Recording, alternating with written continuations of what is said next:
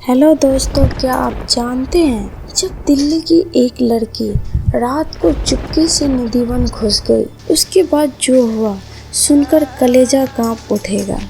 आखिर क्या होता है पूनम के साथ उस रात निधि वन में, जिसे देखकर वो बेहोश हो जाती है। ये सब जानने के लिए वीडियो को अंत तक जरूर देखें।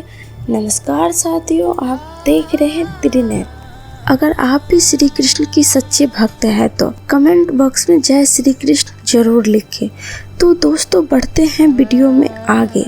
निधि वन में रात्रि 2 बजे पूनम ने ऐसा क्या देखा जिसे देखते ही वो पागल हो गई। दरअसल इस घटना की शुरुआत दिल्ली में रहने वाले पूनम से शुरू होती है।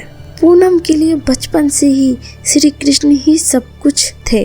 वो हर काम शुरू करने से पहले श्री कृष्ण जी का नाम लिया करती थी। पूनम को श्री कृष्ण जी की शक्ति में बहुत विश्वास था, परंतु उसको श्री कृष्ण की साक्षात मिलना। वह चाहती थी कि वह श्री कृष्ण जी से बातें करे।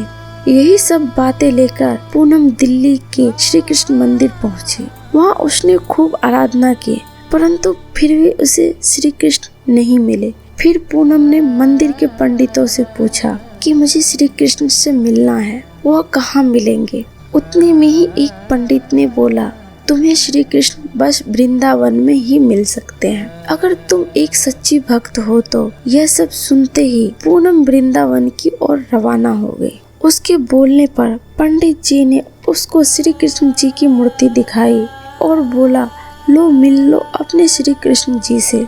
उतने में पूनम ने बोला, यह तो एक मूर्ति है, मुझे श्री कृष्ण से साक्षात मिलना है। पंडित जी ने पूनम की बात को अनसुना कर दिया। उतने में एक साधु ने बोला, अगर तुम सच में श्री कृष्ण से मिलना चाहती हो तो रात्रि 2 बजे निधि वन में जाना, तुम्हें वहाँ श्री कृष्ण साक्षात रूप में मिल जाएंगे।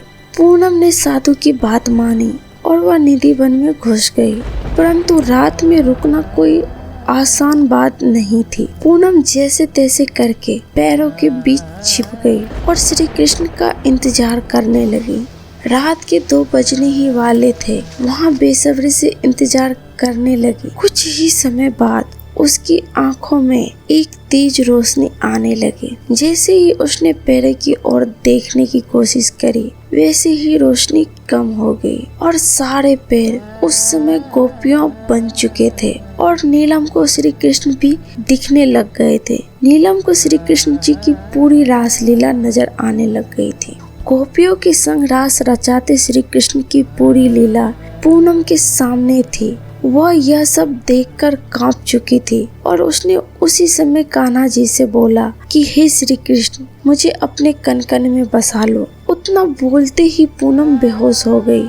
सुबह होते ही गांव वालों ने उसको उठाया, परंतु दुख की बात यह थी कि वो अपना मानसिक संतुलन खो बैठी थी।